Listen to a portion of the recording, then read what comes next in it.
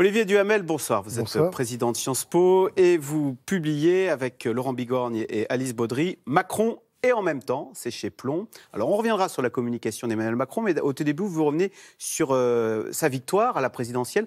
Vous dites qu'il a bénéficié d'un alignement des planètes hors normes. Vous dites même, on se demande si c'est un chef d'État ou un gagnant du loto. Oui, on se demande ça et en même temps, on répond à cette question et on dénonce, on critique, on s'oppose à la thèse qui n'appuie que sur la chance. Moi, j'appelle ça la chance méritée. Vous jouez au poker ou pas? Non. Alors, dans les joueurs de poker, on tire une carte, puis une autre. Dans le poker auquel tout le monde joue, c'est que ça se lève. Et puis vous, si vous avez un très bon jeu, et moi un jeu moyen, vous allez mettre de l'argent pour que je ne suive pas. Mais je vais suivre. Et vous allez en mettre. Mais je vais suivre. Et c'est à la dernière carte que je vais gagner. Vous allez me dire, trop de chance. Moi, je vais dire chance méritée. Parce que vous avez donné les moyens. J'ai pris mon audace. J'ai eu le courage d'y aller, de le chercher, le trou d'aiguille. Et je l'ai eu, la carte. Macron, c'est la même chose. Et personne n'a vu venir, parce que tout le monde s'est dit, mais il va se fracasser, le centre, ça n'existe pas, il est naïf, il est inexpérimenté, etc. Et ces gens-là se trompaient deux fois. Ils se trompaient sur le personnage de Macron, qui est capable de faire des trucs comme ça que d'autres n'étaient pas capables d'essayer. Et surtout, plus profondément, et c'est ce qu'on montre dans ce livre avec Laurent Bigorgne et Alice Baudry, ils se trompent sur le moment politique de notre pays. Ils se trompent sur le fait que les gens en avaient par-dessus la tête. Vous voulez du renouveau. Par-dessus la tête de ce PS et de ces Républicains, toujours les mêmes, et un coup c'est toi, et un coup c'est moi, et un coup c'est moi, et un coup c'est toi, et on dit qu'on va faire plein de choses et on les fait pas, ou alors on fait des choses qu'on n'a pas dites. Ouais. Les gens ne pouvaient plus de ça. Alors il a bénéficié aussi, dites-vous, du facteur Brigitte. Emmanuel Macron a noué avec des millions de femmes une relation particulière.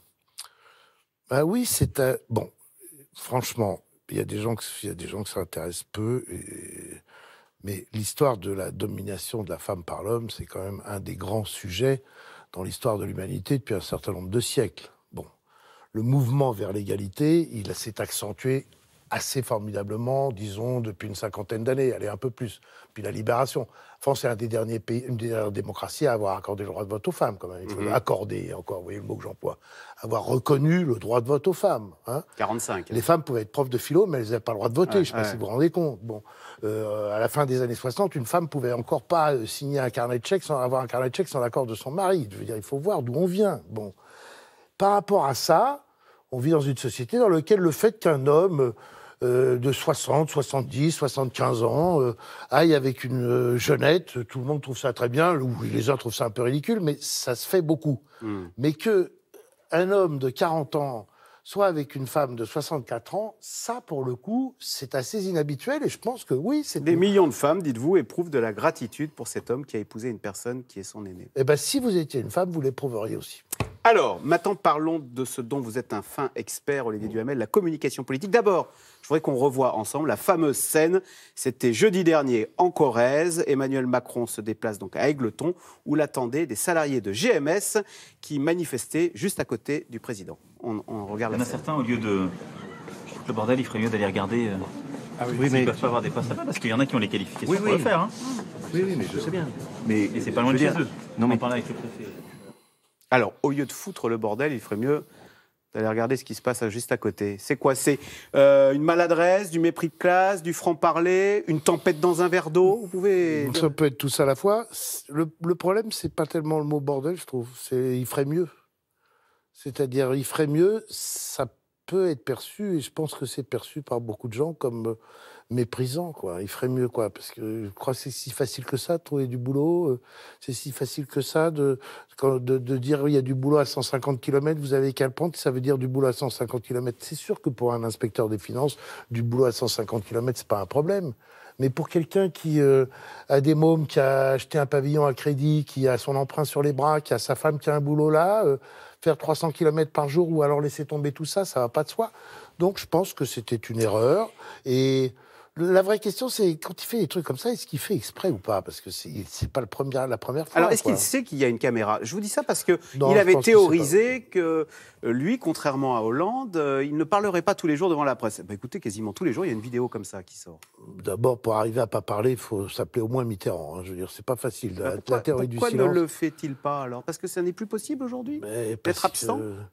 Non, parce qu'il a 40 ans, parce qu'il est fougueux, parce que c'est pas un vieux routier de la politique, parce que c'est son tempérament.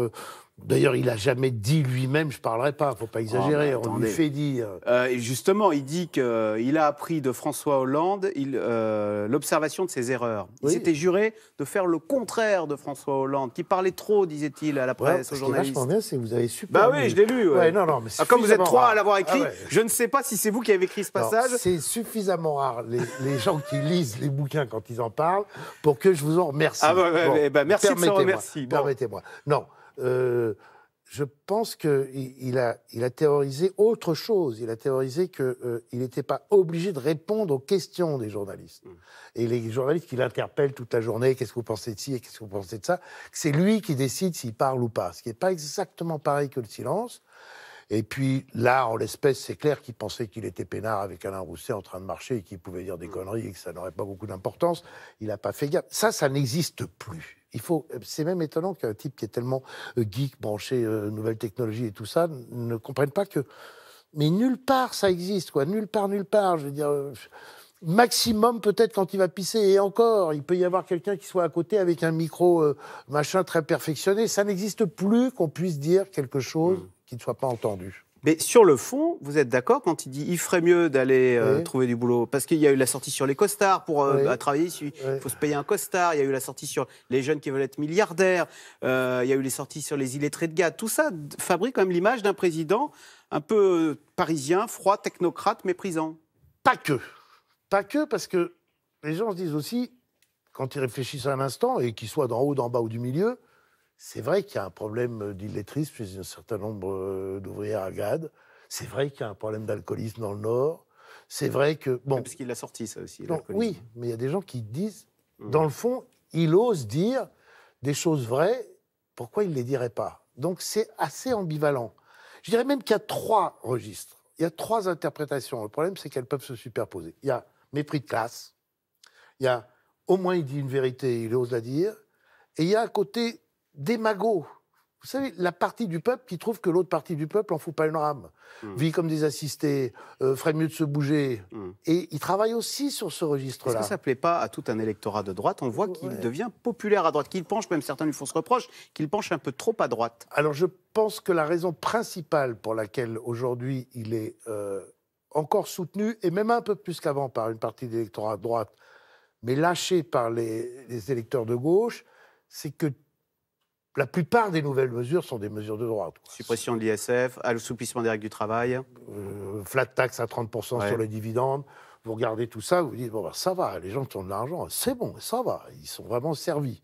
Et moi, on m'annonce qu'il va y avoir les cotisations sociales qui vont être basculées sur la CSG et que je vais y gagner. On m'annonce que j'aurai pas de taxe d'habitation. Les sucreries, on ne les voit pas encore, c'est ça? Et donc, voilà, c'est plus ça qu'autre chose qui fait qu'on se dit, il sert trop la droite et trop les privilégiés surtout. C'est-à-dire qu'il est lâché. Et par l'électeur de droite, et ça se superpose partiellement, pas complètement, et par les catégories les plus populaires. D'un mot, juste après, Caroline Roux va revenir sur la manifestation de demain. Est-ce qu'il n'y a pas le risque de coaliser tous les mécontents, là, que ce soit les fonctionnaires, mais aussi ceux qui votent Mélenchon, ceux qui votent FN, PS, ce qu'il en reste, et les Républicains, ce qu'il en reste également? Il y aurait trop de risques à vous dire qu'il n'y a pas de risque. Mais moi, je n'aime pas ces réponses faciles ou peinards, on ne prend pas de risque. Je pense qu'il n'y a pas beaucoup de risques. Parce que, d'abord, il y aurait un problème. Ce qui met le feu aux poudres, souvent, ce sont les étudiants, quand même. Et les étudiants, ils ne sont pas d'humeur... vous avez vu les reportages et tout, les résultats des élections, l'UNEF est en baisse, etc. Ils ne sont pas encore d'humeur frondeuse. Vous me direz, les frondes étudiantes, elles surgissent, on ne sait jamais comment. D'autre part, on voit bien que le monde syndical, même s'il se rapproche un peu, reste un peu divisé. Donc, allez, je prends mon risque, pas de risque. Eh ben voilà, c'est dit. Merci Olivier Duhamel. Donc votre livre Macron et en même temps, c'est chez Plon. Merci beaucoup. Vous restez avec nous tout de suite. Caroline Roux, c'est dans l'air qui revient sur la manifestation des fonctionnaires demain. Qui sont ces fonctionnaires qui s'estiment maltraités? Quelles sont leurs revendications? C'est dans l'air est intitulé ce soir. Les fonctionnaires disent non à Macron.